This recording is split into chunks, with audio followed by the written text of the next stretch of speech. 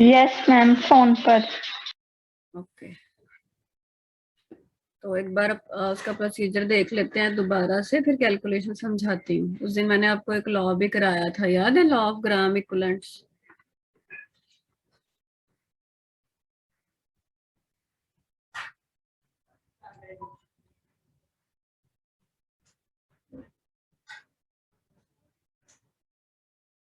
जेल्डाल्स method में सबसे पहला स्टेप क्या था कि थोड़ा डायग्राम एक बार थोड़ा देख लेते हैं। आता है तुमको? मैं रफ सा बना लेती हूँ। ये जेल्डाल्स फ्लास्क था, बस वो बर्नर वगैरह नहीं दिखाऊंगी। जेल्डाल फ्लास्क में हम क्या लेते हैं? Organic compound. और क्या लेते हैं इसमें? जैसे प्लस, जल्दी बताओ, हीट करना है यहाँ पे उसको। कंसंट्रेटेड। Ma'am concentrated H2SO4। हाँ, ऑर्गेनिक कंपाउंड में नाइट्रोजन होगा तो वो सारे का सारा अमोनियम सल्फेट में बदल जाएगा। ठीक है, ये रिएक्शन किया था हमने। फिर जो जेल्डाल फ्लास्क में चीज बनी है, वो क्या करते हैं हम? NaOH पास करते हैं उसमें से। ठीक है ना, यहाँ पे फ्लास्क थी वो सारा, यहाँ पे क्या लेना है? जो अमोनियम सल्फेट बना है वो इसमें ले लेना है और यहाँ से NaOH पास करना है। जब ये दोनों को रिएक्ट कराओगे तो अमोनिया का लिबरेशन होएगा। अमोनिया लिबरेट होके हम कंडेंसर में भेज देते हैं, वो ठंडी हो जाती है, फिर उसे वापस डाइल्यूट सल्फ्यूरिक एसिड में डालते हैं ताकि दोनों वापस एक दूसरे को न्यूट्रलाइज करें। अमोनिया बेस है, ये एसिड है, ताकि हमारे पास सॉल्ट बन जाए। ठीक है, यही कहानी थी। और ये जो डाइल्यूट सल्फ्यूरिक एसिड लेना है, ये स्टैंडर्ड कंसेंट्रेशन का होना चाहिए और इसका वॉल्यूम पता होना चाहिए। स्टैंडर्ड का मतलब क्या है कि इसकी नॉर्मेलिटी या इसकी मोलैरिटी मालूम होनी चाहिए, और ये कितना लिया है कि मान लो जी टोटल 500 ml लिए, तो कुछ इसको न्यूट्रलाइज करने में लग जाएगा, कुछ बच जाएगा। जो बचा है वो कैसे पता लग सकता है? जो बचा हुआ सल्फ्यूरिक एसिड होगा उसको जब तुम NaOH के साथ टाइट्रेट करोगे, टाइट्रेशन होती है, तो उससे ये पता चल जाता है कि 500 में से कितना बचा। जब बचा हुआ पता चल गया, जैसे मान लो 300 बचा है, तो इसका मतलब 200 अमोनिया को न्यूट्रलाइज करने में यूज हुआ। यहाँ तक मैंने आप लोगों को समझाया था। और जब भी कोई दो चीजें रिएक्ट करती हैं, जैसे ये दोनों रिएक्ट कर रहे हैं, तो हमें मान लो बैलेंस्ड इक्वेशन नहीं मालूम, तो हम खाली इतना तो बोल ही सकते हैं कि जितने ग्राम इक्विवेलेंट्स अमोनिया के यूज हुए हैं, उतने ही ग्राम इक्विवेलेंट सल्फ्यूरिक एसिड के भी यूज हुए हैं। मतलब जो 200 ml में सल्फ्यूरिक एसिड है, उतने ग्राम इक्विवेलेंट्स उसके कॉरेस्पॉन्डिंग निकाले जाएं, उतने ही अमोनिया के यूज हुए होंगे। ठीक है, इतनी बात समझ आ गई। बाकी नॉर्मेलिटी उस दिन समझाया था। नॉर्मेलिटी का फॉर्मूला क्या होता है? कितने इक्विवेलेंट्स यूज हुए अपॉन वॉल्यूम कितना है। ठीक, तो दोनों को मल्टीप्लाई करोगे, नॉर्मेलिटी इनटू वॉल्यूम, ये इक्विवेलेंट्स नंबर ऑफ इक्विवेलेंट के बराबर आएगा हमेशा। यहाँ तक कोई डाउट है तो बताओ। क्लियर है?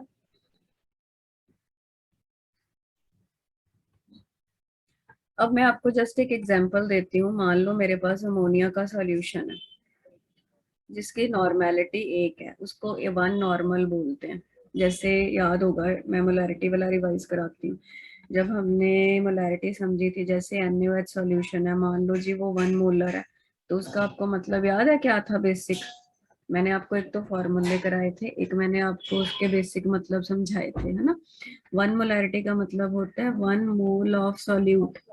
यहाँ पे सॉल्यूट कौन है? NaOH। 1 mole of solute in 1 litre solution.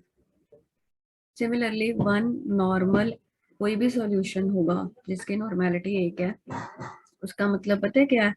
1 gram equivalent of solute in 1 litre solution. की टोटल सॉल्यूशन 1 लीटर है, तो उसमें 1 ग्राम इक्विवेलेंट सॉल्यूट का है। 1 मोलर है तो 1 लीटर में 1 मोल सॉल्यूट के। इतनी बात समझ आई?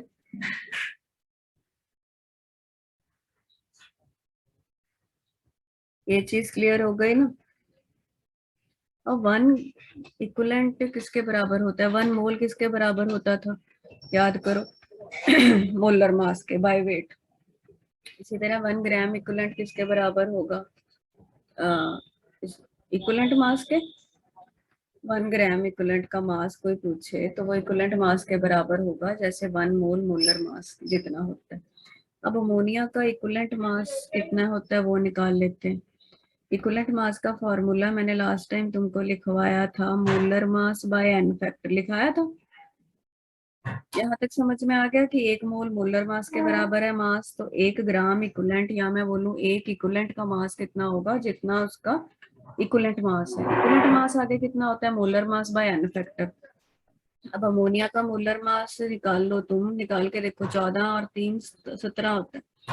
अमोनिया का एन फैक्टर बेटा 1 ही होता है। वो क्यों है, अमोनियम हाइड्रोक्साइड जब बनता है वो एक ही OH नेगेटिव देता है, तो एन फैक्टर 1 है। तो इक्विवेलेंट मास भी अमोनिया का 17 ग्राम। मैं दोबारा रिपीट करती हूँ, 1 मोलर कोई भी सॉल्यूशन लिया जाए उसका मतलब होता है 1 मोल सॉल्यूट का घोला हुआ है, टोटल सॉल्यूशन 1 लीटर है, ठीक है। और 1 मोल कितना, 1 मोल तो बोलने को है, बाय मास कितना, जितना उसका मोलर मास है। जैसे NaOH का 1 मोल कितना होगा, 23 + 16 + 1 40 ग्राम, ठीक है। ऐसे ही एक नॉर्मल अमोनिया सॉल्यूशन ले रहे हो तो उसका मतलब क्या है, एक नॉर्मल मतलब उसमें 1 ग्राम इक्विवेलेंट अमोनिया का घुला हुआ है, टोटल सॉल्यूशन 1 लीटर है। 1 ग्राम इक्विवेलेंट अमोनिया का मतलब है जितना उसका इक्विवेलेंट मास है। Equivalent mass molar mass by N factor, N factor 1 है तो मोलर मास 17 है, तो 17 ग्राम ही उसका इक्विवेलेंट मास हो गया, किसका, अमोनिया का। इसका मतलब एक नॉर्मल सॉल्यूशन बनाना है सपोज करो, तो 17 ग्राम तुम लोगों को अमोनिया लेके पानी में घोलना पड़ेगी और टोटल वॉल्यूम 1 लीटर बनाना पड़ेगा, तब जाके उसकी कंसंट्रेशन एक नॉर्मेलिटी या एक नॉर्मल बोली जाएगी। क्लियर और नॉट?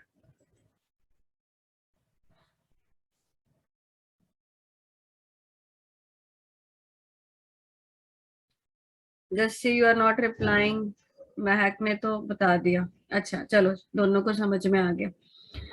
अब मेरी बात सुनो, 17 ग्राम जो हम बोल रहे हैं उसमें नाइट्रोजन बेटा जी कितना है, 14 नाइट्रोजन है और 3 हाइड्रोजन है, यही कहानी है, यही कहानी है ना। तो क्या मैं बोल सकती हूँ 17 ग्राम अमोनिया या 14 ग्राम नाइट्रोजन? क्यों नाइट्रोजन के पीछे क्यों पड़ी हूँ मैं, क्योंकि हमको भाई जेल्डाल्स मेथड में नेट में हमको अमोनिया का परसेंटेज ही बताना था। ये बात समझ में आई, 17 ग्राम अमोनिया या 14 ग्राम नाइट्रोजन एक ही बात है, ठीक है। अब देखो अब हम मान लेते हैं कि ये जो फ्लास्क, अपना डायग्राम देख लेना साथ में, जो अमोनिया लिबरेट हुई थी, अमोनिया कब लिबरेट हुई थी, सेकंड स्टेप में, जब अमोनियम जल डाल फ्लास्क के जो कंटेंट थे उसको हमने NaOH के साथ ट्रीट कराया था, तो अमोनिया लिबरेट हुई थी, है ना। तो हम ये मान लेते हैं कि वो जो सॉल्यूशन बनाएगी उसकी नॉर्मेलिटी N1 है, उसका वॉल्यूम V1 है। ये N1 मैंने किसको माना,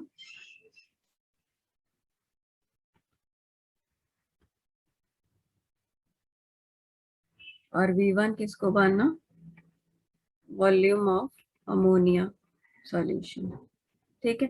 अब हम ये लिख देते हैं कि वन नॉर्मल 1 लीटर सॉल्यूशन, या मैं 1000 ml बोल दूं, ml में ही लेते हैं। एक normal 1000 ml ammonia solution contains 14 gram nitrogen, और नॉर्मेलिटी N1 हो, या, है ना, 1 नॉर्मल है तो 14 ग्राम अमोनिया और 1000 ml है। V1 वॉल्यूम है तो उसमें नाइट्रोजन कितना होगा, 1000, सॉरी 14/1000, 1 नॉर्मल भी नीचे चला गया बट वो 1 है इसलिए मैं लिख नहीं रही, इंटू N1 इंटू V1। ये समझ में आया कैसे हुआ?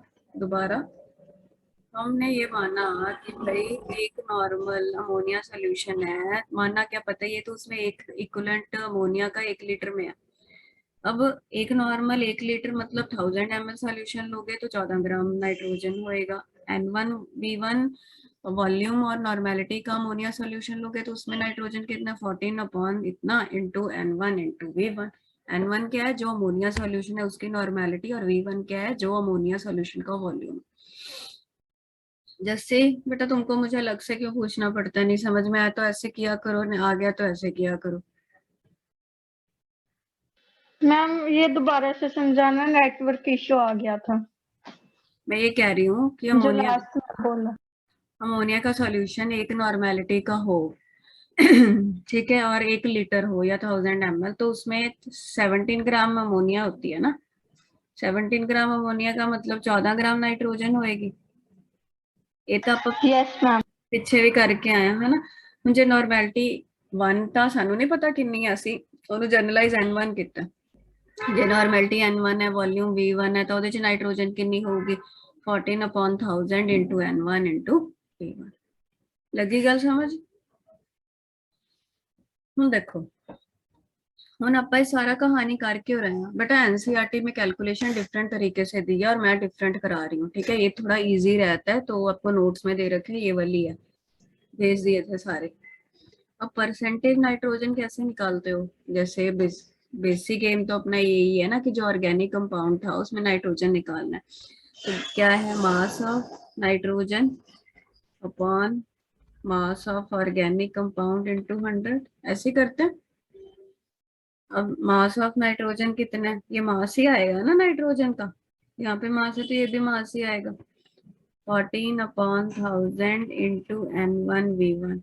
ऑर्गेनिक कंपाउंड मान लो तुमने W ले लिया है, अपॉन W इंटू 100। तो इसको काट दो, तो क्या मैं इसको 1.4 ले सकती हूँ इंटू n1v1 अपॉन W। इतना समझ में आया यहाँ तक।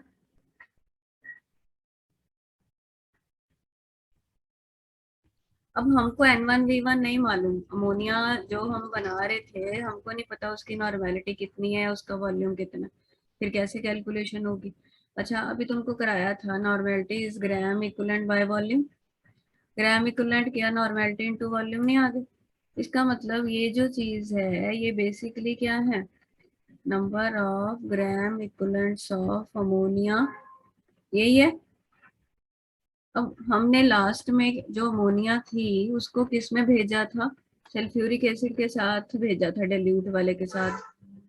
वो स्टैंडर्ड भी लिखा था मैंने, याद करो। स्टैंडर्ड मतलब उसकी कंसंट्रेशन मालूम है, और उसको हमने ये भी पता लगा दिया था कि उसका कितना वॉल्यूम यूज होएगा। टोटल कितना लिया था, जैसे 500 मैंने आपको समझाया था, उसमें से 300 यूज हो गया, 200 बचा, सॉरी 300 बचा हुआ था, जो मर्जी ले लो वो तो दोबारा करते हैं। टोटल वॉल्यूम कितना लिया सल्फ्यूरिक एसिड का, 500। 500 में से कुछ वॉल्यूम यूज हो गया क्या करने में, इधर से जो अमोनिया आ रही थी उसको न्यूट्रलाइज करने में। इधर से जो अमोनिया आ रही थी उसी का हमने n1v1 लिया था। n1 into v1 number of gram equivalent है कि कितने अमोनिया के ग्राम इक्विवेलेंट न्यूट्रलाइज कराए इसने। रिएक्शन खत्म हो गया, कुछ सल्फ्यूरिक एसिड बचा हुआ था। वो बचा हुआ कैसे पता लगता है, उसको फर्दर कुछ करते हैं NaOH के साथ टाइट्रेट करके, बचा हुआ मान लो 200 था, इसका मतलब 300 ml जो सल्फ्यूरिक एसिड था वो अमोनिया को न्यूट्रलाइज करने में लग गया। 300 ml लग गया, और कितनी कंसेंट्रेशन का लगा वो पता है। दोबारा कितना वॉल्यूम यूज हुआ, volume use of sulphuric acid किस चीज में यूज हुआ, इन न्यूट्रलाइजिंग अमोनिया, ये पता लग गया। ठीक है, वॉल्यूम और उसका कंसंट्रेशन तो पहले ही तुम लोगों को पता ही है, इसको V2 ले लो, इसको N2 ले लो। V2 क्या है भाई, volume of sulphuric acid used in neutralising ammonia, और N2 क्या है, कितना सल्फ्यूरिक एसिड का कंसंट्रेशन था। दोनों को जब मल्टीप्लाई करोगे तो क्या ये number of gram equivalent of sulphuric acid नहीं आएगा। अब दोनों के ग्राम इक्विवेलेंट बराबर हैं, हमें पता है कोई भी रिएक्शन होता है तो ग्राम इक्विवेलेंट तो बराबर ही रहते हैं दोनों के। इसका मतलब मैं यहाँ पे n1v1 की जगह n2v2 भी लिख सकती हूँ। n1v1 को मैंने n2v2 से इसीलिए रिप्लेस किया क्योंकि मुझे n1v1 मालूम नहीं था, बट मुझे n2v2 मालूम था। n2 क्या है, सल्फ्यूरिक एसिड का कितना कंसेंट्रेशन का लिया है लास्ट में, और v2 क्या है कि उसका कितना वॉल्यूम यूज हुआ अमोनिया को न्यूट्रलाइज कराने में, और W क्या, ऑर्गेनिक कंपाउंड स्टार्टिंग में कितना लिया था। क्या ये समझ आई कैसे आया।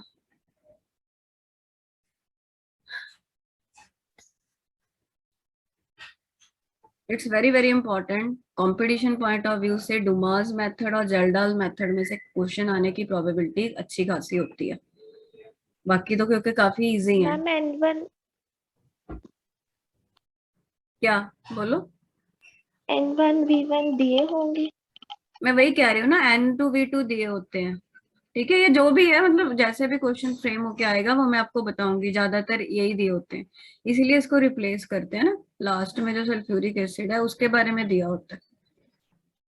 लग गया पता? मैं अभी क्वेश्चन कराने लगी हूँ। एक ये मेथड तो खत्म हो गया। अच्छा, तो तुम्हारे पास इसके भी नोट्स भेजे थे ना, मैंने एक बार चेक करना, जलडाल मेथड के सारे भेज दिए थे। उसके लास्ट में एक लाइन लिखी हुई थी कि Kjeldahl method is not applicable for, वो भेजा था क्या? No ma'am. भेजा था? ऐसे कैसे? देखने दो मुझे, तुम लोगों ने लिखा नहीं होगा अभी लगता है।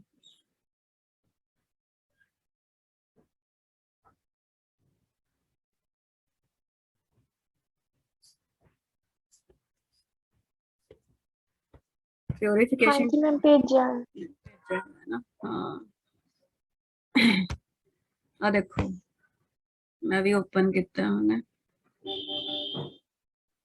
आ देखो, ग्रुप च भेजा सी, कहता जलडाल मैथड इज नॉट एप्लीकेबल। याद रखना बेटा, जेड़ा है ना डुमास वाला, ਉਹ ਤਾਂ ਸਾਰੇ ਤਰ੍ਹਾਂ ਦੇ ਕੰਪਾਊਂਡਸ ਤੇ ਅਪਲਾਈ ਹੋ ਜਾਂਦਾ, ਬਟ ਜਿਹੜਾ ਜੈਲਡਾਲਸ ਮੈਥਡ ਹੈ ਉਹ ਨਾਈਟਰੋ ਮਤਲਬ ਜਿਹਦੇ ਵਿੱਚ ਨਾਈਟ੍ਰੋਜਨ ਆਕਸੀਜਨ ਨਾਲ ਲੱਗੀ ਹੋਈ ਜਾਂ ਐਜ਼ੋ ਗਰੁੱਪ ਹੁੰਦੇ ਨੇ, ਉਹਦਾ ਵਿੱਚ ਐਪਲੀਕੇਬਲ ਨਹੀਂ ਹੁੰਦਾ। ਠੀਕ ਹੈ, ਕੀ ਕਹਿਣਾ ਚਾਹ ਰਿਹਾ? ਮਤਲਬ ਬੇਸਿਕਲੀ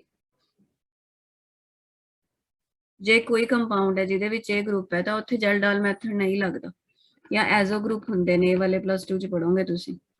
ਜਾਂ ਕਈ ਵਾਰ ਜਿਹੜੀ ਨਾਈਟ੍ਰੋਜਨ ਹੁੰਦੀ ਹੈ ਉਹ ਰਿੰਗ ਵਿੱਚ ਪ੍ਰੈਜ਼ੈਂਟ ਹੁੰਦੀ ਹੈ, ਇਹ ਜੇ ਕੰਪਾਊਂਡਸ ਤੇ ਜੈਲਡਾਲ ਮੈਥਡ ਨਹੀਂ ਲੱਗਦਾ, ਕਿਉਂਕਿ ਇਹ ਜੇ ਕੰਪਾਊਂਡ ਦੀ ਜਿਹੜੀ ਨਾਈਟ੍ਰੋਜਨ ਹੁੰਦੀ ਹੈ ਉਹਨੂੰ ਅਮੋਨੀਅਮ ਸਲਫੇਟ ਵਿੱਚ ਬਦਲਣਾ ਪ੍ਰੈਕਟੀਕਲੀ ਮੁਸ਼ਕਿਲ ਹੈ।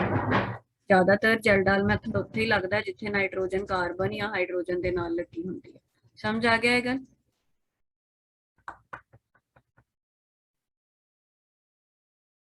ਹੁਣ ਤੁਹਾਡੇ ਦੇਖੋ, ਇਹ ਜਿਹੜਾ ਚੈਪਟਰ ਸੀਗਾ ਨਾ, ਇਹਦਾ ਮੈਂ ਨੂਮੈਰੀਕਲ ਕਰਾਉਣ ਲੱਗੀ ਆ। ਟੋਟਲ 5 ਟੌਪਿਕ ਸੀਗੇ ਮੇਨ ਵੱਡੇ ਵੱਡੇ। ਪਹਿਲਾ ਟੌਪਿਕ ਜਿਹੜਾ ਸੀ ਨੋਮਨਕਲੇਚਰ, ठीक है, नेमिंग, फिर ਅਸੀਂ ਕੀਤਾ ਕੁਆਲਿਟੇਟਿਵ ਐਨਾਲਿਸਿਸ, ਫਿਰ ਅਸੀਂ ਕੀਤਾ ਕੁਆਂਟੀਟੇਟਿਵ ਐਨਾਲਿਸਿਸ। ਦੋ ਵੱਡੇ ਟੌਪਿਕ ਹਲੇ ਹੋਰ ਵੀ ਪਏ ਨੇ, ਇੱਕ ਦੇ ਤੁਹਾਨੂੰ ਮੈਂ ਨੋਟਸ ਭੇਜਤੇ, ਉਹ ਕਾਫੀ ਆਸਾਨ ਹੈ, ਪਿਊਰੀਫਿਕੇਸ਼ਨ ਟੈਕਨੀਕ ਸੇ ਆਪਾਂ ਇੱਕ ਦੋ ਲੈਕਚਰਾਂ ਚ ਮੁਕਾਉਣ ਦੀ ਕੋਸ਼ਿਸ਼ ਕਰਾਂਗੇ।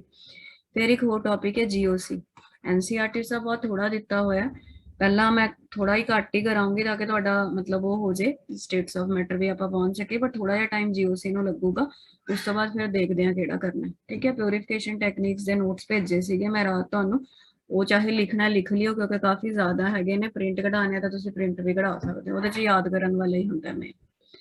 ਤੇ ਹੁਣ ਜੈਲਡਾਲ ਮੈਥਡ ਦਾ ਇੱਕ ਨੂਮੈਰੀਕਲ ਕਰ ਲਓ, ਐਨਸੀਈਆਰਟੀ ਦਾ ਪੀਡੀਐਫ ਸ਼ੇਅਰ ਕਰ ਰਹੀ ਹਾਂ ਮੈਂ, ਇਹਦੇ ਵਿੱਚ ਦਿੱਤਾ ਹੋਇਆ, ਦਿਖ ਰਿਹਾ ਤੁਹਾਨੂੰ?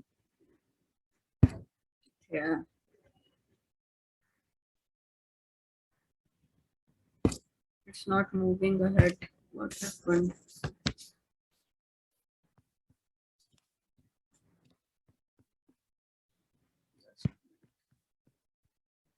Yeah. ये रहा, ये प्रॉब्लम जो है ना एनसीईआरटी, आपको शो हो रही है प्रॉब्लम 12.22? Yes ma'am.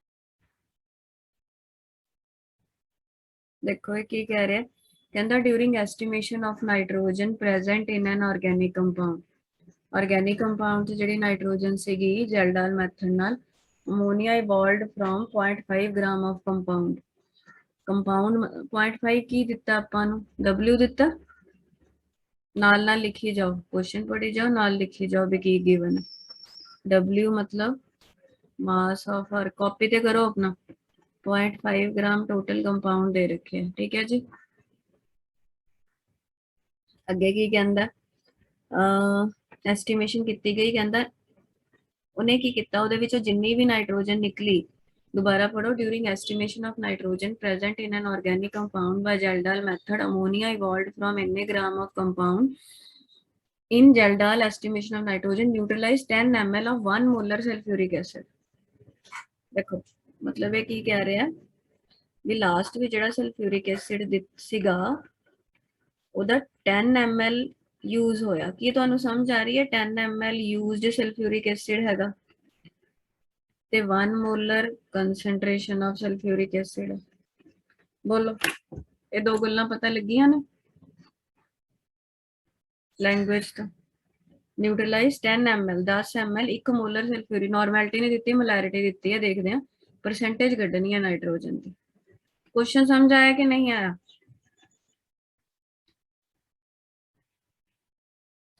ਅੱਛਾ ਇੱਕ ਫਾਰਮੂਲਾ ਹੋਰ ਦੱਸਣ ਲੱਗੀ ਆ, ਨਾਰਮੈਲਿਟੀ ਤੇ ਮੋਲੈਰਿਟੀ ਨੂੰ ਇੰਟਰਰਿਲੇਟ ਕਰਦਾ। ਇਹ ਤੁਹਾਨੂੰ ਕਨਸੈਪਟ ਜਿਹੜਾ ਬੇਸਿਕ ਕਨਸੈਪਟ ਆਪਾਂ ਕੀਤਾ ਸੀ ਉਹਦੇ ਚ ਵੀ ਇਹ ਹੈਲਪ ਹੋਊਗੀ, ਇਹ ਜਿਹੜੇ ਫੰਡੇ ਨੇ। ਠੀਕ ਹੈ, ਨਾਰਮੈਲਿਟੀ ਜੇ ਡਾਇਰੈਕਟ ਕੱਢਣੀ ਹੋਵੇ ਮੋਲੈਰਿਟੀ ਤੋਂ ਤਾਂ n ਫੈਕਟਰ ਨਾਲ ਮਲਟੀਪਲਾਈ ਕਰ ਦੇਈਦਾ।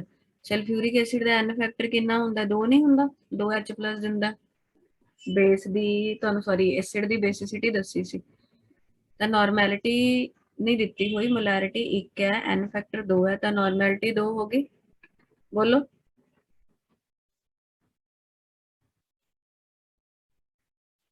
नॉर्मैलिटी ते आ रिलेशन तुसी नोट कर लियो, ये नोट्स विच है नहीं। ठीक है, जल डाल वाले। अच्छा बड़ी सिंपल जी कहानी है। हुण कैलकुलेशन सारी तुहानू समझाई सी, एंड च की लभ्या सी आपां 1.4 अपॉन W इंटू N2V2 यही लभ्या सी। देख लो आ देखो, ਹੁਣ ਮੈਨੂੰ ਤਾਂ ਜਿਵੇਂ ਧਿਆਨ 'ਚ ਹੈਗਾ, ਕਿਵੇਂ ਧਿਆਨ 'ਚ ਰਹੂਗਾ ਜਦੋਂ ਕੈਲਕੂਲੇਸ਼ਨ ਤੁਹਾਡੇ ਮਾਈਂਡ 'ਚ ਹੋਊਗੀ। ਰੱਟਾ ਨਹੀਂ ਲਾਣਾ ਫਾਰਮੂਲੇ ਨੂੰ, ਹੋ ਸਕਦਾ ਕੱਲ ਨੂੰ ਕਿਸੇ ਹੋਰ ਢੰਗ ਦੇ ਨਾਲ ਮੈਨੂਪੂਲੇਟ ਕਰਕੇ ਨੂਮੈਰੀਕਲ ਦੇ ਦੇਣ। ਹੁਣ ਇਹ ਭੁੱਲ ਜਾਓ ਕਿ 1.4 ਕਿੱਥੋਂ ਆਇਆ ਸੀ, ਤਾਂ ਬੇਸਿਕ ਉਰੇ ਤੋਂ ਯਾਦ ਰੱਖਣਾ ਹੈ ਕਿ ਜੇ ਇੱਕ ਨਾਰਮਲ ਦਾ ਮਤਲਬ ਹੈ 14 ਗ੍ਰਾਮ ਨਾਈਟ੍ਰੋਜਨ, N1V1 ਹੋਊਗਾ ਤਾਂ 14 ਅਪੋਨ ਕਰਕੇ ਫਿਰ ਕਿਵੇਂ ਪਰਸੈਂਟੇਜ ਮੈਮ ਨੇ ਕੱਢਣੀ ਸਿਖਾਈ ਸੀ, ਉਹ ਧਿਆਨ 'ਚ ਰੱਖਿਓ। 1.4 ਬਟਾ 0.5। ਹੁਣ N2 ਕੀ ਸੀਗਾ? ਜਿਹੜਾ ਸਲਫਿਊਰਿਕ ਐਸਿਡ ਤੁਸੀਂ ਯੂਜ਼ ਕਰਦੇ ਪਏ ਹੋ, ਜਿਹਦੇ ਨਾਲ ਅਮੋਨੀਆ ਨੂੰ ਨਿਊਟਰਲਾਈਜ਼ ਕਰਾ ਰਹੇ ਹੋ, ਉਹਦੀ ਨਾਰਮੈਲਿਟੀ 2 ਹੈ, ਆਪਾਂ ਲੱਭੀ ਹੈ। ਉਹਦਾ ਵੋਲਿਊਮ ਕਿੰਨਾ ਯੂਜ਼ ਹੋ ਰਿਹਾ? 10। ਇਹਨੂੰ ਸੋਲਵ ਕਰੋ ਜਰਾ, ਦੇਖਿਓ ਕਿੰਨਾ ਆ ਰਿਹਾ। 56% ਆਣਾ ਚਾਹੀਦਾ, ਆ ਰਿਹਾ ਸੀ, ਮੈਂ ਚੈੱਕ ਕੀਤਾ ਸੀ, ਇੱਕ ਵਾਰ ਤੁਸੀਂ ਵੀ ਕਰ ਲਓ। ਇਹ ਕੱਟ ਗਿਆ, ਇਹ ਹੋ ਗਿਆ 20, 4, 14 ਚੌਕਾ 56। 56% ਨਾਈਟ੍ਰੋਜਨ ਹੈ ਕੰਪਾਊਂਡਸ। ਇਹਦੇ ਨਾ ਅੱਛੇ ਕੁਐਸਚਨ ਸਾਨੂੰ ਮਤਲਬ ਨੀਟ ਲੈਵਲ ਦੇ ਆਪਦੀ ਬੁੱਕ ਚੋਂ ਪ੍ਰੈਕਟਿਸ ਕਰਿਓ, ਜਿਹੜੀ ਦਿੱਤੀ ਹੋਈ ਹੈ। ਮੈਂ ਵੀ ਲੱਭੂੰਗੀ, ਹੋਰ ਵੀ ਕਰਾਉਂਗੀ ਪ੍ਰੈਕਟਿਸ। ਸਮਝ ਆ ਗਿਆ ਬੇਟਾ? ਜੈਲ ਡਾਲ ਮੈਥਡ ਤੇ ਡੂਮਾਸ ਮੈਥਡ ਵੀ ਇੰਪੋਰਟੈਂਟ ਨੇ ਦੋਨੋਂ।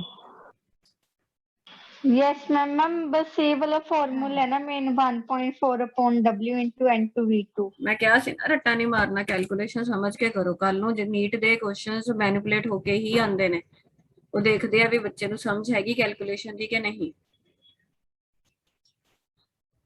चलो हम प्योरिफिकेशन टेक्निक्स से चलते हैं।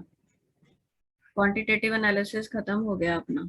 ठीक है, हम प्योरिफिकेशन टेक्निक्स का बेटा वही है, मतलब लैब विच की गया जिवें साइंटिस्ट ने कोई कंपाउंड बनाया, ठीक है ना, कोई कंपाउंड जदों बनाया तां उहदे विच इंप्योरिटीज भी हुंदियां ने, उहनूं प्योर करन वास्ते डिफरेंट टेक्निक्स हुंदियां ने, तो टेक्निक्स असीं देखणी है।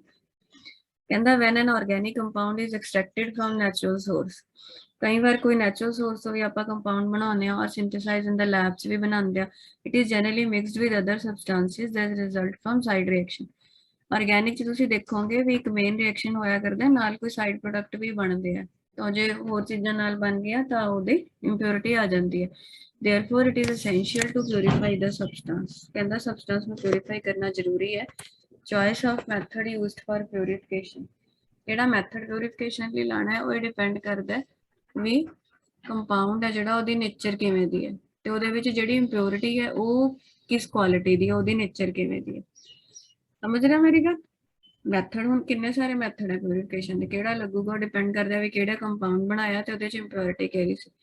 ਟੈਕਨੀਕਸ ਕਿਹੜੀਆਂ ਨੇ? ਪਹਿਲੀ ਫਿਲਟਰੇਸ਼ਨ। ਫਿਲਟਰੇਸ਼ਨ ਇੱਕ ਬੇਟਾ ਕੰਮ ਵੀ ਤੁਸੀਂ ਕਰਿਓ, ਥੋੜੀ ਹੈਲਪ ਆਪਾਂ ਨੂੰ ਹੋ ਜਾਊਗੀ।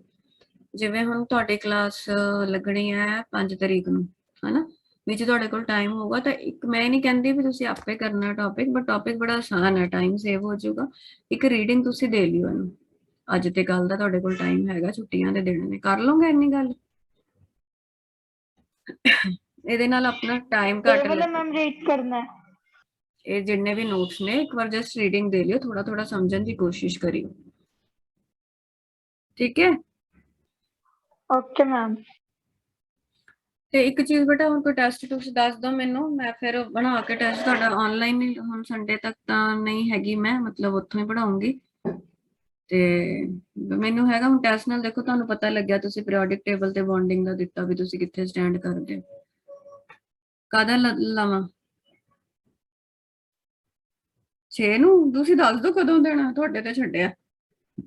6 ਨੂੰ ਤਾਂ ਨਹੀਂ ਹੋਣਾ ਬੇਟਾ। ਅੱਛਾ 6 ਨੂੰ ਤਾਂ ਹਾਂ ਨਹੀਂ ਲੈ ਸਕਦੀ, ਬਣਾਉਣਾ ਪੈਣਾ ਮੈਨੂੰ, ਪਹਿਲਾਂ ਦੱਸੋਗੇ ਤਾਂ ਹੀ ਹੈ ਨਾ। ਇਨਵਾਇਰਨਮੈਂਟ ਦਾ ਦੇ ਦਿਓ ਜਾਂ ਤਾਂ ਫਿਰ ਪੇਪਰ 'ਚ ਹੁਣ 7 ਤਰੀਕ ਨਵੰਬਰ ਜਿਹੜੇ ਪੇਪਰ ਨੇ ਉਹਦੇ ਵਿੱਚ ਤਾਂ ਤੁਹਾਡਾ ਆਣੀ ਨਹੀਂ ਨਾ ਆਰਗੈਨਿਕ, ਇਨਵਾਇਰਨਮੈਂਟ ਆਣੀ ਹੈ, ਇਸੇ ਬਹਾਨੇ ਤਿਆਰ ਕਰ ਲਓਗੇ। ਬੋਲੋ ਕੀ ਕਹਿੰਦੇ ਹੋ?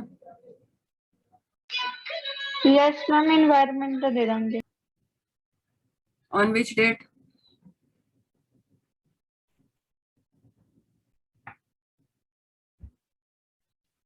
मैम 8 नो 8 ਨੂੰ ਤਾਂ ਬੇਟਾ ਮੰਡੇ ਹੈ, 8 ਨੂੰ ਨਹੀਂ, ਪਹਿਲਾਂ ਦੋ, ਮਤਲਬ ਲੇਟ ਹੋ ਜਾਊਗਾ।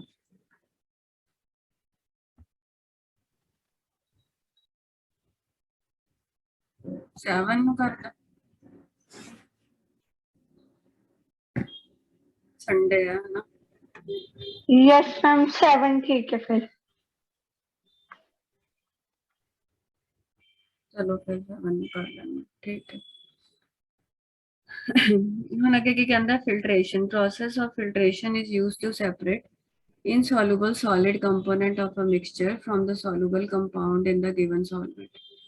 ਪਤਾ ਹੀ ਆਪਾਂ ਨੂੰ ਨਾਰਮਲ ਫਿਲਟਰੇਸ਼ਨ ਆਪਾਂ ਕਰਦੇ ਹਾਂ ਵੀ ਕੋਈ ਚੀਜ਼ ਦੇ ਵਿੱਚ ਘੁਲੀ ਨਹੀਂ ਹੋਈ ਉਹ ਅਲੱਗ ਕਰਨ ਵਾਸਤੇ, ਹਨਾ। ਜਿਵੇਂ ਨੇ ਇੱਕ ਐਗਜ਼ਾਮਪਲ ਦਿੱਤੀ ਹੈ, filtration can be used to separate mixture of naphthalene and urea. Compounds ਹੈ, ਇੱਕ ਨੈਪਥਲੀਨ ਹੁੰਦਾ, ਇੱਕ ਯੂਰੀਆ ਹੁੰਦਾ। ਯੂਰੀਆ ਕਹਿੰਦਾ ਪਾਣੀ 'ਚ ਘੁਲ ਜਾਂਦਾ, ਨੈਪਥਲੀਨ ਨਹੀਂ ਘੁਲਦੀ। ਜਿਵੇਂ ਮੰਨ ਲਓ ਤੁਹਾਨੂੰ ਮਿਕਸਚਰ ਦਿੱਤਾ ਯੂਰੀਆ ਤੇ ਨੈਪਥਲੀਨ ਦਾ,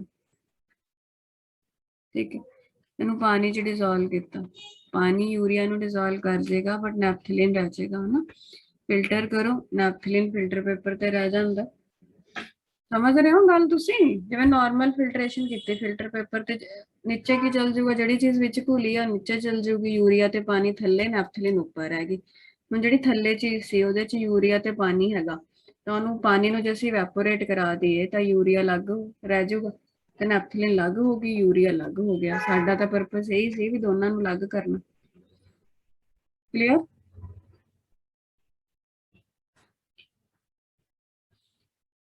ਬਾਕੀ ਨੇ ਉਹ ਦਿੱਤਾ ਪ੍ਰੋਸੈਸ ਦਿੱਤਾ, ਆ ਦੇਖੋ ਬਣਾਏ ਤੇ ਫਿਲਟਰੇਸ਼ਨ ਕਹਿੰਦਾ consist of passing the liquid through the cone made up of filter paper. Cone ਜਾਂ ਹੁੰਦਾ ਫਨਲ ਨਾਲ ਉਹਨੂੰ ਫਿਕਸ ਕਰ ਦਿੰਦੇ ਆ। ਡਾਇਗਰਾਮ ਤੁਸੀਂ ਦੇਖ ਲਿਓ, ਸ਼ਾਇਦ ਐਨਸੀਈਆਰਟੀ 'ਚ ਵੀ ਹੋਏ, ਉਹਦੇ ਤਾਂ ਰਫ ਜਿਹੀ ਬਣੀ ਹੋਈ ਹੈ, ਨਹੀਂ ਕੋਈ ਰੈਫਰੈਂਸ ਬੁੱਕ 'ਚੋਂ ਦੇਖ ਸਕਦੇ ਹੋ, ਪ੍ਰਦੀਪ ਮਾਡਰਨ ਵਗੈਰਾ ਜੇ ਹੈਗੀ ਹੈ, ਨਹੀਂ ਮੈਂ ਭੇਜ ਦੂੰਗੀ। ਮੈਨੂੰ ਯਾਦ ਨਹੀਂ ਹੈ ਵੀ ਇਹਦੇ 'ਚ ਐਨਸੀਈਆਰਟੀ ਵਿੱਚ ਫਿਲਟਰੇਸ਼ਨ ਮੈਥਡ ਸੀਗਾ ਕਿ ਨਹੀਂ। Filtration consists of passing the liquid through a cone made of filter paper fixed in a funnel। ਆ ਜਿਹੜੀ ਫਨਲ ਹੈ ਕਹਿੰਦਾ, ਆ ਫਨਲ ਹੈ, ਇਹਦੇ ਤੇ ਫਿਲਟਰ ਪੇਪਰ ਲਗਾਤਾ ਏਦਾਂ। wet the inner walls of the funnel with the liquid to be filtered। ਉਹਨੂੰ ਇੱਥੇ ਨਾਲ ਜੇ ਚਿਪਕਾ ਦਿੰਦੇ ਆ, ਲਿਕੁਇਡ ਲਾ ਕੇ, ਜਿਵੇਂ ਪਾਣੀ ਨਾਲ ਚਿਪਕਾਤਾ। support the funnel on the funnel stand। funnel stand ਹੁੰਦਾ, ਉਹਦੇ ਤੇ ਲਗਾ ਦਿੰਦੇ ਆ, ਬਸ ਲਿਕੁਇਡ ਪਾਈ ਜਾਂਦੇ, ਹੋ ਜਾਂਦਾ ਕੰਮ। ਹੁਣ ਅਗਲਾ ਮੈਥਡ ਹੈ ਸਬਲੀਮੇਸ਼ਨ। ਸੁਣਿਆ sublimation? Yes ma'am. Directly solid तो गैस बन जाए, कहना certain substances pass directly from solid to vapour on heating. Cooling करे तो ऑपोजिट हो जाएगा, गैस तो डायरेक्टली सॉलिड बन जाएगा, सब्लिमेशन है। The process is very useful for the separation of substances which sublime on heating from non-volatile impurities। non-volatile बेटा दो वर्ड्स ਹੁੰਦੇ ਆ, ਇੱਕ volatile ਇੱਕ non-volatile। volatile ਦਾ ਮਤਲਬ ਹੁੰਦਾ ਜਿਹਦੇ ਵੇਪਰ ਛੇਤੀ ਬਣ ਜਾਂਦੇ ਆ, ਠੀਕ ਹੈ। ਜਿਹੜੇ ਕੋਈ ਚੀਜ਼ ਹੈ, ਜਿਵੇਂ ਮੰਨ ਲਓ ਮੈਂ ਇੱਕ ਨਮਕ ਰੱਖਿਆ, ਇੱਕ ਅਲਕੋਹਲ ਰੱਖਤਾ, ਕਿਹਦੇ ਵੇਪਰ ਛੇਤੀ ਬਣਨਗੇ? ਨਮਕ ਤਾਂ ਐਂ ਹੀ ਰਹੂਗਾ, ਉਹ ਨਾਨ ਵੋਲਾਟਾਈਲ ਹੈ। ਅਲਕੋਹਲ ਹੈ, ਉੜ ਜੂਗਾ, ਉਹ ਵੋਲਾਟਾਈਲ ਹੈ। ਤਾਂ ਕਹਿੰਦਾ ਜੇ ਕੋਈ ਨਾਨ ਵੋਲਾਟਾਈਲ ਇੰਪਿਓਰਿਟੀ ਹੈਗੀ ਹੈ ਤਾਂ ਉਹਦੇ ਤੋਂ ਸੈਪਰੇਟ ਕਰਨਾ ਆਸਾਨ ਹੋ ਜਾਂਦਾ। ਜਿਵੇਂ ਆਹ ਚੀਜ਼ਾਂ ਨੇ, ਇਹ ਯਾਦ ਰੱਖਣੀ ਐਗਜ਼ਾਮਪਲ, ਬੈਂਜ਼ੋਇਕ ਐਸਿਡ ਹੋ ਗਿਆ, ਨੈਪਥਲੀਨ ਹੋ ਗਈ, ਐਂਥਰਾਸੀਨ ਹੋ ਗਈ, ਕੈਂਫਰ ਹੋ ਗਿਆ। ਇਹ ਪ੍ਰੋਸੈਸ ਨਾਲ ਪਿਊਰੀਫਾਈ ਕਰਦੇ ਆ ਕਿਉਂਕਿ ਇਹ ਸਬਲਾਈਮ ਹੋ ਜਾਂਦੇ ਨੇ। ਕਿਵੇਂ ਕਰਨਾ ਦੇਖੋ, ਟੈਕਨੀਕ ਬਣਾਇਆ ਹੋਇਆ ਵੀ ਹੈਗਾ। In this technique, impure substance is taken in a china dish। ਆ ਚਾਈਨਾ ਡਿਸ਼ ਹੈ, ਇਹਦੇ ਚ impure substance ਲਈ ਹੈ। ਉੱਪਰ ਫਿਲਟਰ ਪੇਪਰ ਲਾਇਆ, ਪਰਫੋਰੇਟਡ ਮਤਲਬ ਜਿਹਦੇ ਵਿੱਚ ਸਮਾਲ ਹੋਲਸ ਹੁੰਦੇ ਨੇ। ਉੱਪਰ ਇੱਕ ਫਨਲ ਰੱਖਤੀ, ਇਨਵਰਟਿਡ ਉਲਟੀ ਫਨਲ ਕਰਕੇ ਰੱਖਤੀ। ਸਟੈਮ ਆਫ ਦਾ ਫਨਲ, ਉਰੇ ਕਾਟਨ ਪਾਤੀ, ਕਾਟਨ ਪਲੱਗ ਕਰਦਾ ਤਾਂ ਕਿ ਬਾਹਰ ਨਾ ਨਿਕਲਣ ਚੀਜ਼ਾਂ। ਹੀਟ ਕੀਤਾ ਡਿਸ਼ ਨੂੰ, ਵੇਪਰਸ ਆਫ ਦਾ ਸਬਲਾਈਮੇਬਲ ਸੋਲਿਡ ਰਾਈਜ਼ਸ ਅਪ। ਹੁਣ ਇਹਦੇ ਵਿੱਚ ਇੱਕ ਚੀਜ਼ ਇਹ ਜੀ ਹੈ ਜਿਹਦੀ ਸਬਲੀਮੇਸ਼ਨ ਹੋ ਜਾਂਦੀ ਹੈ, ਤਾਂ ਹੀਟ ਕਰੋਗੇ ਤਾਂ ਸੋਲਿਡ ਸੀਗੀ, ਸੋਲਿਡ ਤੋਂ ਡਾਇਰੈਕਟਲੀ ਵੇਪਰ ਬਣ ਜਾਏਗਾ। ਇੱਕ ਚੀਜ਼ ਹੈ ਜਿਹਦੀ ਸਬਲੀਮੇਸ਼ਨ ਨਹੀਂ ਹੁੰਦੀ, ਉਹ ਥੱਲੇ ਰਹਿ ਜਾਊਗੀ।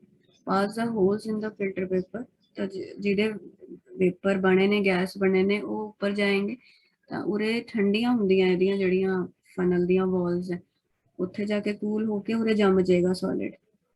ਕਿਹੜਾ ਸੋਲਿਡ? ਜਿਹੜਾ ਸਬਲਾਈਮ ਹੋਇਆ। ਪਹਿਲਾਂ ਵੀ ਸੋਲਿਡ ਸੀ ਬਟ ਪਹਿਲੇ ਉਹ ਮਿਕਸ ਸੀਗਾ ਕਿਸੇ ਨਾਲ, ਅਸੀਂ ਉਹਦੇ ਵੇਪਰ ਬਣਾਏ ਤਾਂ ਉੱਪਰ ਜਾ ਕੇ ਉਹ ਕੱਲਾ ਸੋਲਿਡ ਜੰਮ ਗਿਆ ਉੱਥੇ।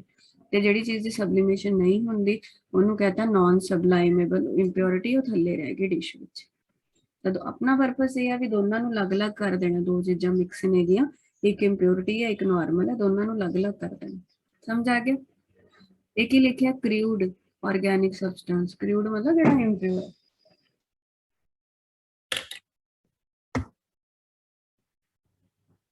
Any doubts?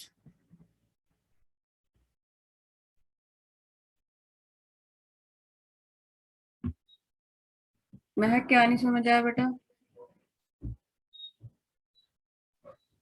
नहीं मैम, किसी बच्चे की कोई डाउट ना हो देखते हैं। ओके ठीक है, तो दो मैथड हो गए ने साडे, केड़े केड़े? एक सब्लिमेशन, एक फिल्ट्रेशन। ठीक है, अगला मैथड है क्रिस्टलाइजेशन। देखो ਇਹਦੇ ਚ crystallisation, fraction crystallisation, simple distillation, ਇਹ ਤਾਂ ਵੈਸੇ ਮੈਂ ਨੈਟ ਵਗੈਰਾ ਤੋਂ ਲਈਆਂ ਹੋਈਆਂ ਨੇ, ਬਾਕੀ ਤੁਸੀਂ ਐਨਸੀਈਆਰਟੀ ਦੀ ਵੀ ਲੈ ਸਕਦੇ ਹੋ। ਫ੍ਰੈਕਸ਼ਨਲ ਡਿਸਟਿਲੇਸ਼ਨ, ਇਹ ਸਾਰੀਆਂ ਟੈਕਨੀਕਸ ਨੇ। फिर उस तो बाद वैक्यूम डिस्टिलेशन,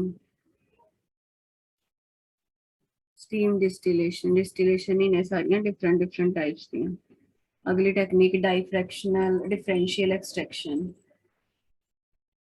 एक तो फिर उस तो बाद लास्ट होएगी क्रोमेटोग्राफी। ठीक है, थोड़ा लंबा तो हैगा टॉपिक बट इजी है, सारा याद करने वाला, कोई कैलकुलेशन पार्ट नहीं है।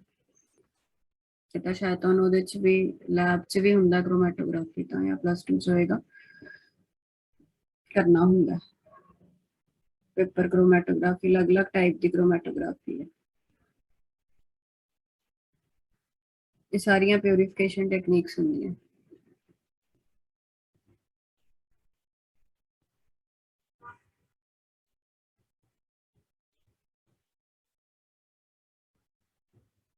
देखो क्रिस्टलाइजेशन की है, कहना this is the one of the most commonly used technique for purification of solid organic substances. A substance is said to be in crystalline state if it constitutes the crystals की ਹੁੰਦੇ ਨੇ, शायद ਤੁਸੀਂ lab 'ਚ ਵੀ ਦੇਖਿਆ ਹੋਵੇਗਾ। Crystal ਜਿਵੇਂ copper sulphate ਦੇ ਬਹੁਤ ਵਧੀਆ ਨਾ ਨੀਡਲ ਸ਼ੇਪ ਕ੍ਰਿਸਟਲ ਹੁੰਦੇ ਨੇ ਬਲੂ ਕਲਰ ਦੇ।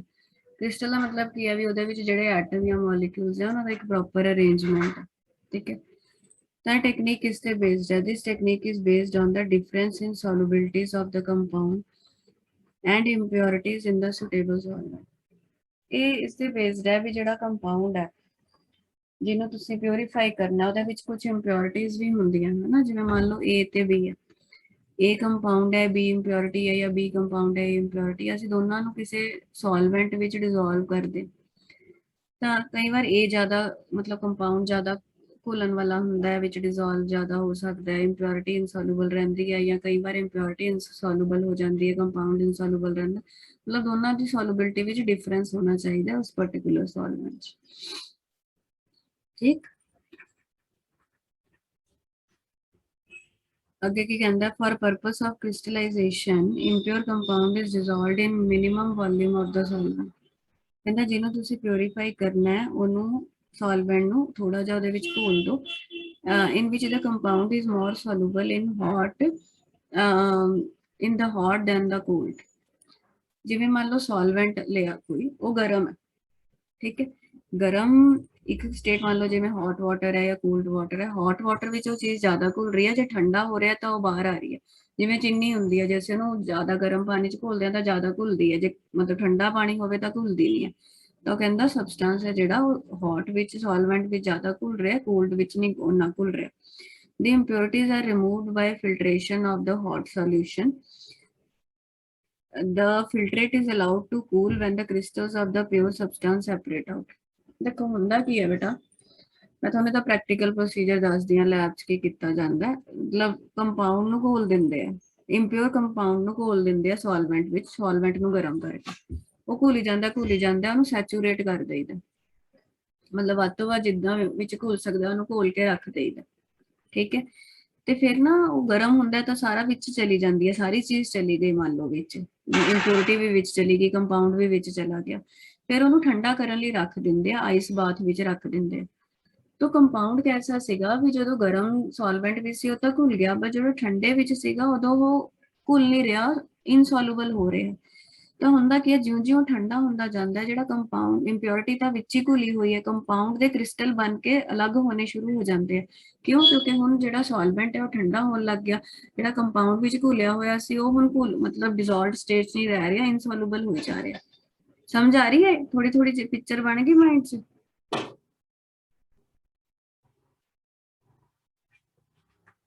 ਫਿਲਟਰੇਟ ਮਤਲਬ ਜਿਹੜੀ ਸਾਰੀ ਚੀਜ਼ ਸੀਗੀ ਉਹਨੂੰ ਠੰਡਾ ਹੋਣ ਦਿੰਦੇ ਆ ਤੇ ਕ੍ਰਿਸਟਲ ਕੰਪਾਊਂਡ ਦੇ ਅਲੱਗ ਹੋਣ ਲੱਗ ਜਾਂਦੇ ਆ, ਫਿਰ ਉਹਨੂੰ ਫਿਲਟਰ ਕਰ ਲਈਦਾ। Very fine large size crystals ਕਹਿੰਦੇ ਓਬਟੇਨ ਹੋ ਜਾਂਦੇ ਆ ਜੇ ਫਿਲਟਰੇਟ ਨੂੰ ਠੰਡਾ ਕਰਦੇ ਆ ਹੌਲੀ ਹੌਲੀ। ਹੁਣ ਮਦਰ ਲਿਕਰ ਕੀ ਹੁੰਦਾ ਜਿਵੇਂ ਦੇਖੋ ਠੰਡਾ ਹੋ ਗਿਆ ਤਾਂ ਉਹਦੇ ਕ੍ਰਿਸਟਲਸ ਇਕੱਠੇ ਹੋ ਗਏ, ਕ੍ਰਿਸਟਲਸ ਨੂੰ ਅਲੱਗ ਕਰ ਲੈਂਦੇ ਆ, ਫਿਰ ਜਿਹੜੀ ਨੀਚੇ ਚੀਜ਼ ਬਚਦੀ ਆ ਉਹਨੂੰ ਮਦਰ ਲਿਕਰ ਕਹਿ ਦਿੰਦੇ ਆ। ਉਹਦੇ ਵਿੱਚ ਵੀ ਹੋ ਸਕਦਾ ਮਾੜਾ ਮੋਟਾ ਕੰਪਾਊਂਡ ਹਲੇ ਹੋਵੇ, ਉਹਨੂੰ ਫੇਰ ਗਰਮ ਕਰਦੇ ਨੇ, ਫੇਰ ਉਹਨੂੰ ਠੰਡਾ ਕਰਦੇ ਨੇ, ਤਾਂ ਬਾਰ-ਬਾਰ ਇਹ ਪ੍ਰੋਸੈਸ ਕਰਦੇ ਨੇ ਤਾਂ ਕਿ ਵੱਧ ਤੋਂ ਵੱਧ ਕ੍ਰਿਸਟਲ ਸਾਡੇ ਕੋਲ ਆ ਜਾਣ। ਕਹਿੰਦਾ mother liquor left after separation of crystal is concentrated, ਉਹਨੂੰ ਫਿਰ ਕੰਸੈਂਟਰੇਟਿਡ ਕੀਤਾ ਜਾਂਦਾ to get another crop of crystal ਦਾ ਮਤਲਬ ਹੋਰ ਕ੍ਰਿਸਟਲ ਲੈਣ ਵਾਸਤੇ। process may be repeated several times to recover maximum amount of the pure substance, ਵੱਧ ਤੋਂ ਵੱਧ pure substance ਸਾਡੇ ਕੋਲ ਆ ਜਾਏ ਤਾਂ ਬਾਰ-ਬਾਰ ਕਰਦੇ ਨੇ। ਕਹਿੰਦਾ ਫॉर ਕ੍ਰਿਸਟਲਾਈਜੇਸ਼ਨ ਸਿਲੈਕਸ਼ਨ, ਇਹ ਬਹੁਤ ਇੰਪੋਰਟੈਂਟ ਹੈ ਵੀ ਜਿਹੜਾ ਸੋਲਵੈਂਟ ਹੈ ਉਹ ਤੁਸੀਂ ਸੁਟੇਬਲ ਸੋਲਵੈਂਟ ਸਿਲੈਕਟ ਕਰ ਸਕੋ, ਹਨਾ। ਤਾਂ ਹੀ ਹੈ ਵੀ ਸੋਲਵੈਂਟ ਇਹੋ ਜਿਹਾ ਹੋਵੇ ਵੀ ਗਰਮ ਵਿੱਚ ਘੁਲਦਾ ਹੋਵੇ ਤੇ ਠੰਡੇ ਵਿੱਚ ਕੰਪਾਊਂਡ ਨਾ ਘੁਲਦਾ ਹੋਵੇ। ਕਹਿੰਦਾ ਸੁਟੇਬਲ ਸੋਲਵੈਂਟ ਕੀ ਕਰੈਕਟਰ ਹੁੰਦੇ ਨੇ, it dissolves the compound completely at high temperature, ਜੇ ਹਾਈ ਟੈਂਪਰੇਚਰ ਹੈ ਤਾਂ ਕੰਪਾਊਂਡ ਨੂੰ ਡਿਸੋਲਵ ਕਰ ਦਿੰਦਾ, ਬਟ ਰੂਮ ਟੈਂਪਰੇਚਰ ਤੇ ਘੱਟ ਸੋਲੂਬਲ ਹੁੰਦਾ। ਕੈਮੀਕਲੀ ਨਹੀਂ ਰਿਐਕਟ ਕਰਨਾ ਚਾਹੀਦਾ ਵੀ ਸੋਲਵੈਂਟ ਹੀ ਰਿਐਕਟ ਕਰ ਗਿਆ ਜੀ, ਫਿਰ ਤਾਂ ਚੀਜ਼ ਹੀ ਕੁਝ ਹੋਰ ਬਣ ਜੂਗੀ, ਠੀਕ ਹੈ। ਤੇ ਇੰਪਿਓਰਿਟੀਜ਼ ਇਹ ਡਿਪੈਂਡ ਕਰਦਾ, ਇੰਪਿਓਰਿਟੀਜ਼ ਕਈ ਵਾਰ ਡਿਸੋਲਵ ਹੁੰਦੀਆਂ ਨੇ, ਕਈ ਵਾਰ ਨਹੀਂ ਹੁੰਦੀਆਂ, ਉਹ ਸੋਲਵੈਂਟ ਟੂ ਸੋਲਵੈਂਟ ਵੇਰੀ ਕਰੇਗਾ। ਸਮਝ ਆ ਗਈ ਨਾਰਮਲ ਕ੍ਰਿਸਟਲਾਈਜੇਸ਼ਨ ਦੀ?